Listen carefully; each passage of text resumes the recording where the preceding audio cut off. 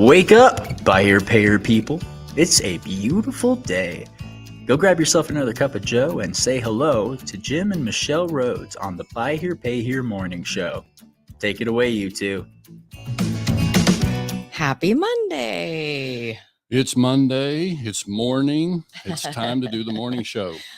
Just a little quick thing to remind everybody that's listening that if you're making a comment, please make sure if you want your name to be seen that you have to click that little thing within StreamYard that gives them permission to post that. If otherwise, it's just going to show like Facebook user or whatever. So, and I could like start assigning names to people that it's like, oh, this one must be so and so. Right, let's do that. Could be fun. Who said that? That wasn't very smart.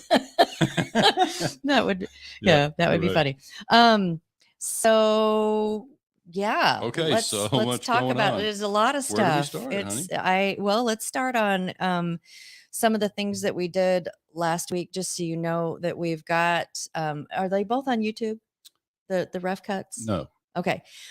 We did podcasts for Tote the Note, which is kind of like we've mentioned before, is like our 60 minutes. It's more of the high level stuff for a dealership. And so we called Tote the Note. Yes. And we did 2 recordings last week, one with Brent Carmichael on why dealers fail.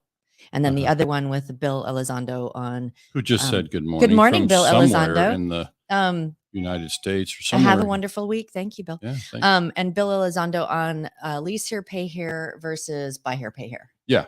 And so just kind of running down the differences and not trying to, sell anybody on one or the other, just making sure people know the difference. Yeah. And we that's one of the things I'll be working on today is to get some of that up on at least YouTube, and then what should be on the syndicated broadcast or syndicated stations within the next couple of days. Yep, so you guys know that even though like we do these live shows, it won't go up on the podcast stations until like after we've downloaded it on our platform. It takes they don't like make anything live until midnight. Right. So it'll be the next day. What we post on or what we have for a show on a Monday, you won't find on your podcast platform until Tuesday.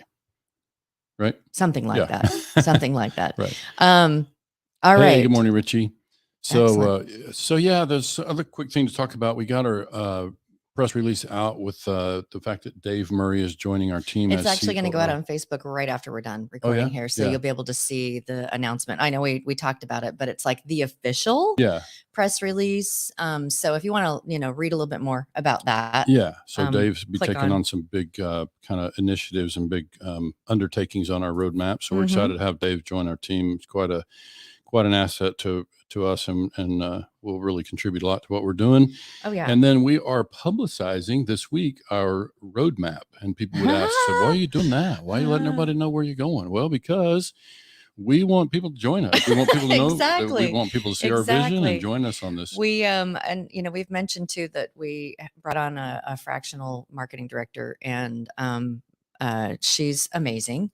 And so she's been this project when we asked her to help create this infographic about our roadmap.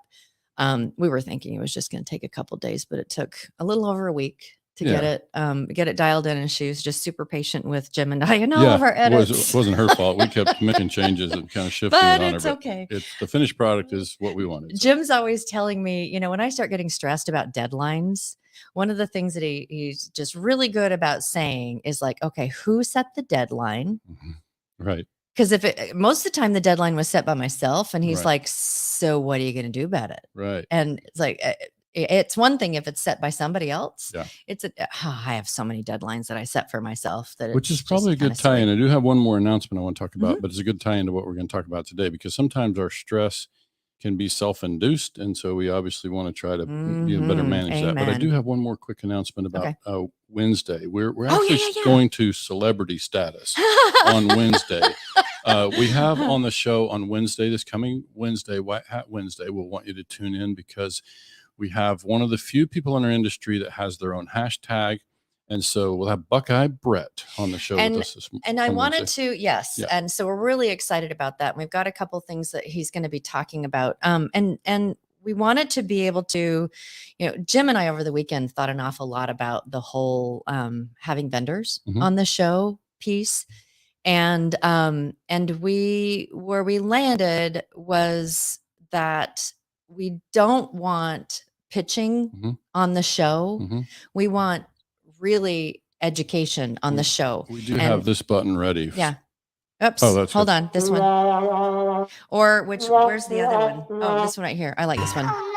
So we'll have those queued up. Anytime we have a vendor on the show, we'll have those queued and ready. So it's like, if there's something really valuable that you can help with, then we can have a conversation about having you come on. With Brett, we're going to be talking about a couple of things. That he's got a long experience. He's got a lot of experience in the buy here, pay here world. And we're also going to be talking about the fundraiser that he's doing. So that was like our initial motivation to have him on, was to talk about this thing that he's doing. Yeah. We want to find out. It looked like he helped coordinate that run. Well, he's got another one coming up in a little bit later. So he'll talk about the Goggins challenge that he did when he joins us on Wednesday. Should we get to the thing? Yeah, let's do that. Let's go ahead. Let's get to the thing. So Management Monday, our theme for August, Seize the Day, which is about creating time for working on your business instead of in your business. Right. And so we've had a couple of episodes, 2 other ones where we talked about making the list, and last week we talked about put the list into the things on the list in certain buckets.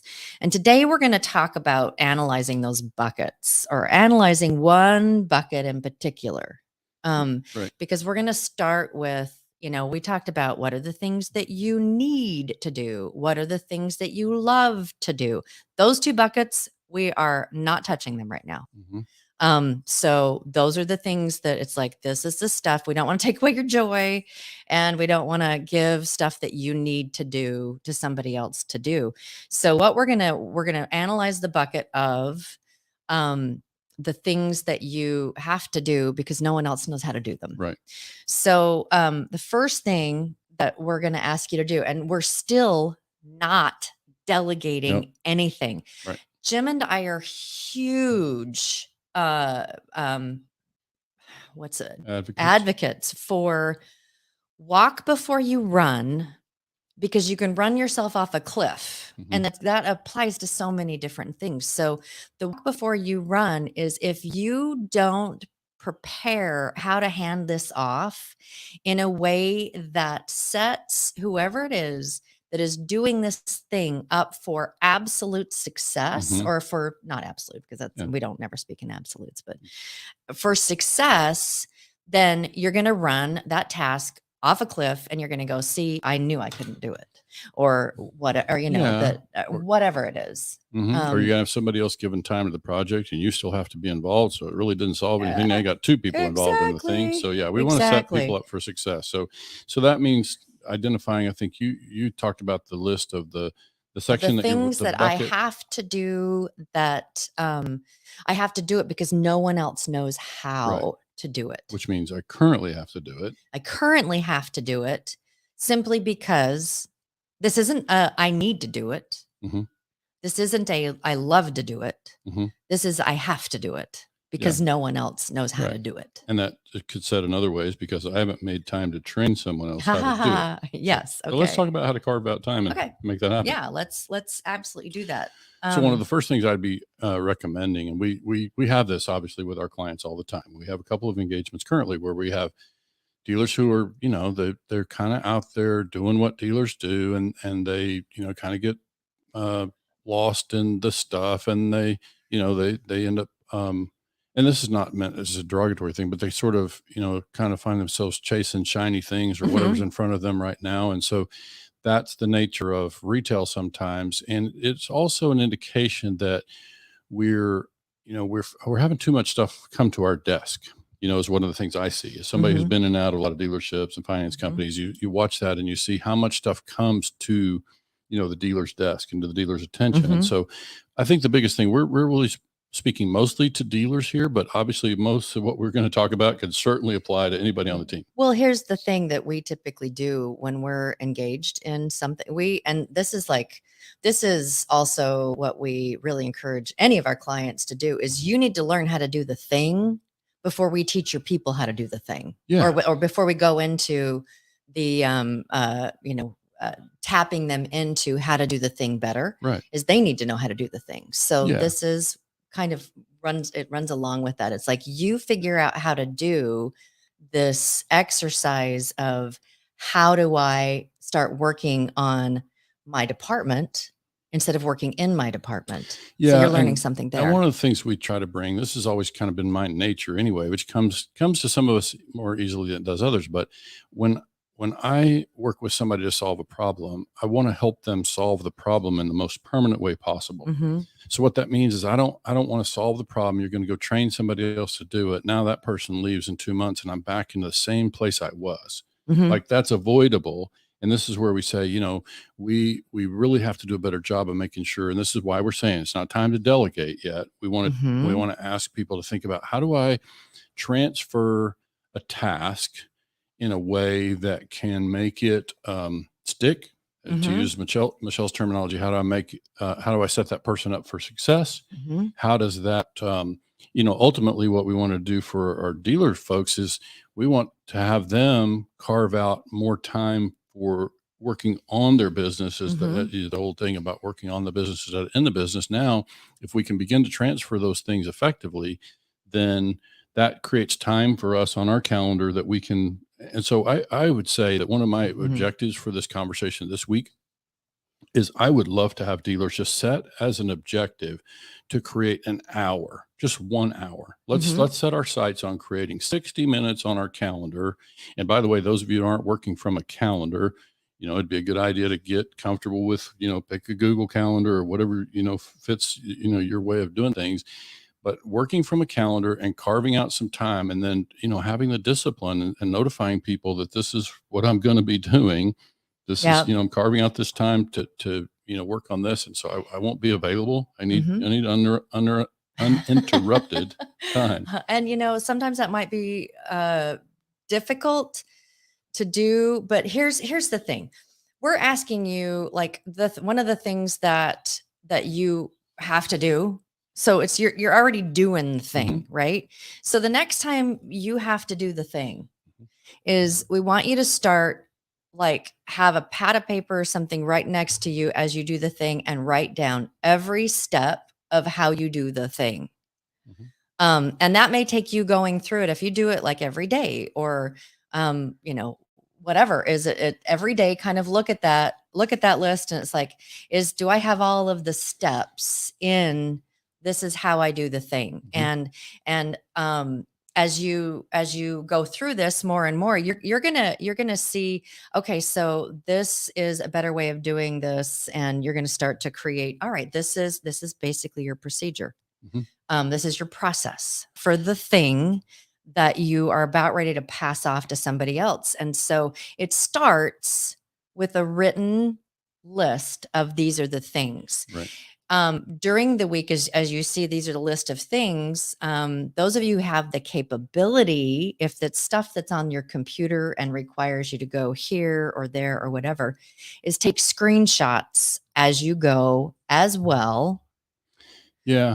Of the, like, here's the, just a screenshot. It's just like, here's the place that you're going. An alternate idea. Okay. I know that's the way you're used to creating training materials. I think if you have to, you could do what I'm more likely to do, which is just hop on a Zoom, create a Zoom. That's you don't invite anybody really else, great Google Meet, and just do a screen share, talk through it as you show That's on the actually screen. better. So It's both. You can have both. You can still, but people can see it, and you can take them through. Here's where I go in the software. Here's the report that I run. Here's the number that I grab. Here's, the whole thing. And so now they have, because personally, like for me, I'm very visual as a learner. Mm-hmm. But what's also important about this is now if I record that and I hand it off, if I recorded something, I hand it off to you, Michelle, then you can refer to it. If you forget later, you can. But it's important to start with the list. Yeah. And then that way, you have this list. And so when you're recording your thing, that you've got the list sitting next to you, and it's like, okay, so this is the first step. And so that you're like being able to have your own script and direction. So you have the list, and then you can have the video. Now, one thing that Jim and I have learned, we had different coaches since I've been around the business, but we've had different coaches. Coaches have coaches. Very successful people have coaches. And our coach, when we were talking about creating the Buy Here Pay Here Institute and starting to take all of the stuff that's been in Jim's head, that really valuable pieces of information, she's like, it's better done than perfect. Right. So keep that in mind, that you don't have to have it perfect. It just having it done is amazing. And so, maybe even the person that you're passing it off to, as they come across more questions or whatever and they're refining how this process is done, they can maybe do another recording that you could be using at a different time. So, so yeah. No, I think that's all good stuff. I think I would just give you at least three solutions on that. You can do Zoom. Most of us are familiar with Zoom virtual meetings.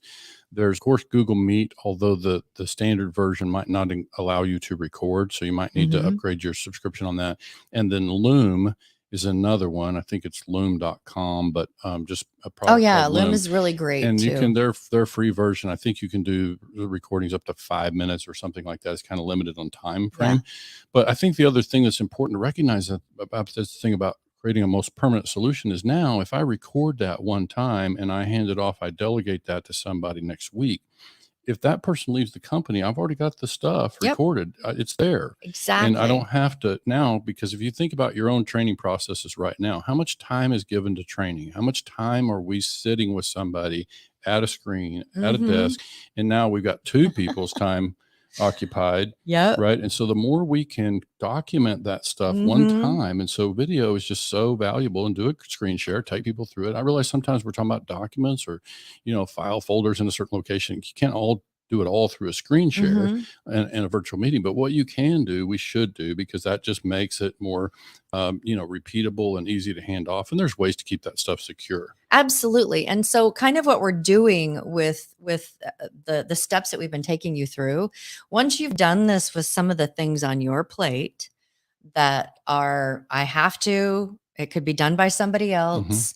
Once you get through that, then you will have gone through this exercise enough that you can teach your department heads and or just your regular people, what are the things that you do, whether it be stuff that, remember we started with, this is stuff that I have to do, stuff I need to do, stuff that I want to do. And then the stuff that I'm doing that is just like, why am I doing this? Wasting my time.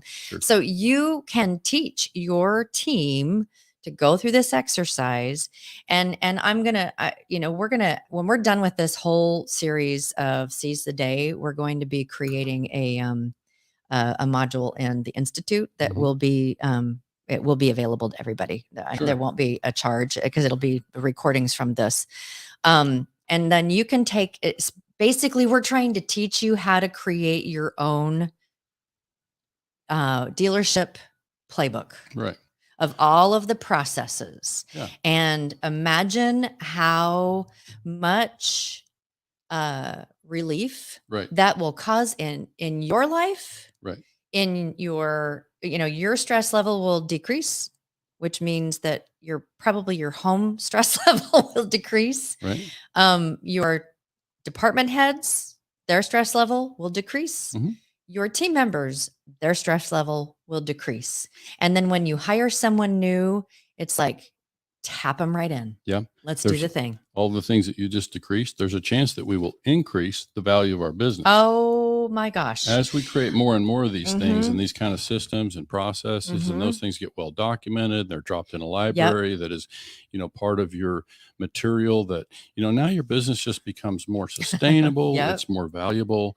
And so those are things that we're ultimately working toward with everybody. Well, I remember we did, or you did I sat and listened, but you did a podcast with Ken Shilson and Brett Carmichael on the hardest questions, and it was on Blue Sky. So anyone who has not watched that series, please do, because there is some really, really great information in there about how do I help my business to be more valuable. Sure. So and good. One of the things that they said, if people could have something like a playbook of all their systems and processes, if you could have that for your dealership, that makes it much more valuable. And it sounds daunting if you think about that. But wow, a playbook. I mean, it doesn't have to happen tomorrow. This could be a year-long thing you're doing, longer. because we're also teaching you how to do it, and then setting initiatives. We're gonna talk more about that in the next two episodes. Sure. Setting initiatives with your team to tackle a thing. Yeah. So I would say that, if I think about it another way, if I'm asking you as a dealer to carve out 15 minutes, we ultimately said we want to carve out an hour, but maybe we invest 15 minutes that puts us toward creating that hour. But if you take that 15 minutes, I want you to think about it like an investment. You're being disciplined to carve out that time, and you're making that investment in your business for tomorrow. You're creating steps. You're making the investment in creating the materials that are going to make tomorrow easier, next week easier. It's going to make it easier for the next hire that you make. And so now we just have started to document systems. And look, Michelle and I understand it. Systems change, processes change, and you have to update them. That's okay. But at least you've got something to refer to until, the next thing comes along. So so like when you're looking for the thing in your bucket of the stuff that I have to do because no one else knows how to do it, is there's a couple of things that you need to be thinking about when you choose that thing. Is one, do you have someone on your staff that could do it if they knew how to do it? Right. And also, what on that list of things that if someone else on your team could do it would be the most impactful for your time? Right. Now, if you just want to get into the habit of learning how to do this, then choose something that's low-lying fruit. But the sooner you can get to those things that are going to be the most impactful, the sooner you get to opening up your ability to work on your business and not in your business all the time.